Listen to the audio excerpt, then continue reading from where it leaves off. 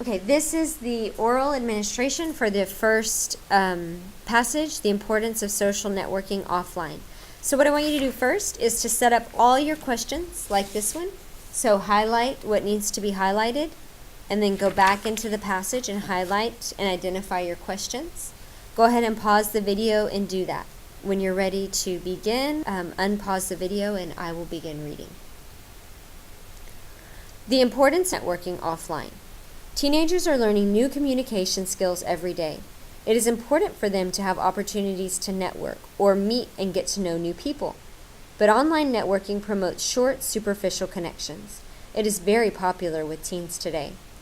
Offline networking better encourages meaningful connections that will bolster happiness, develop skills, and open avenues to career opportunity. Teens practice more offline. It will prepare them to be confident face-to-face communicators in the real world.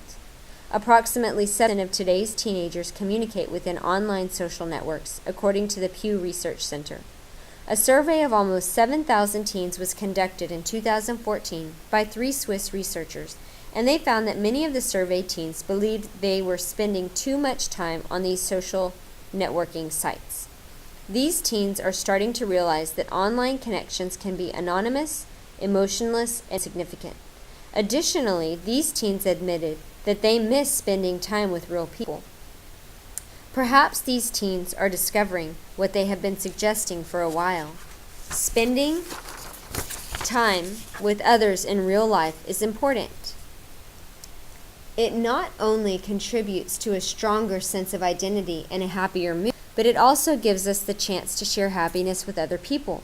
In other words, offline networking seems to actually benefit a teen's emotional health. Face-to-face communication also gives teens an opportunity to learn to read people. Everyone communicates in person differently than communicating over the phone, through texting, or an online. Being face-to-face requires a person to think and respond more quickly, without the safety net of a delete key.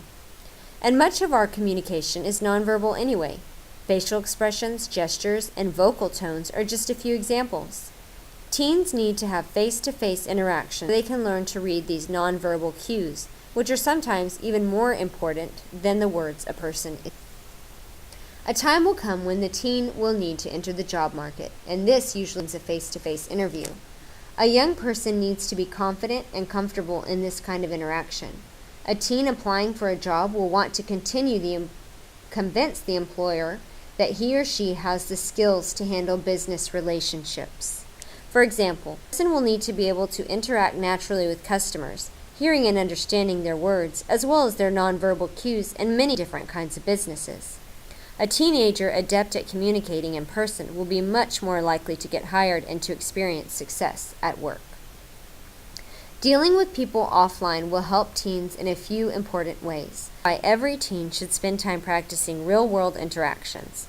And the only way to do that is to unscreen and start connecting with real people.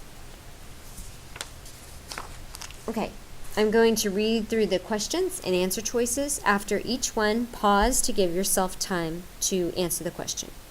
Number 1, what is the most effective way to combine sentences 3 and 4? A, but online networking, which is very popular with teens today, promotes short, superficial connections. B, but online networking promotes short, superficial connections. It is very popular with teens today. C, but online networking that promotes short, superficial connections. It is very popular with teens today. D, but online networking promotes short, superficial connections with teens today, which it is very popular. Number 2, how can Susan improve the clarity of sentence 12? F, change these teens to they. G, change they to researchers. H, change suggesting to saying. J, change a while to some time. Number 3, what is the most effective revision to make to sentence 16? A, everyone communicates in person in one way.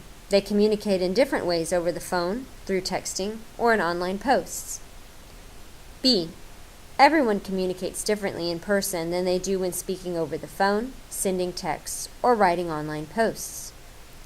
C, Everyone communicates in person differently than they do over the phone, to send texts, or posting online.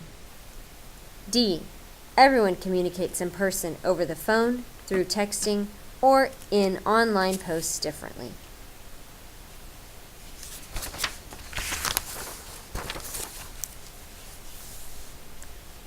Number 4.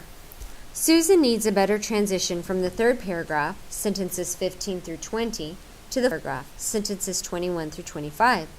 Which of the following can be added to the beginning of the fourth paragraph, just before sentence 21, to strengthen this transition?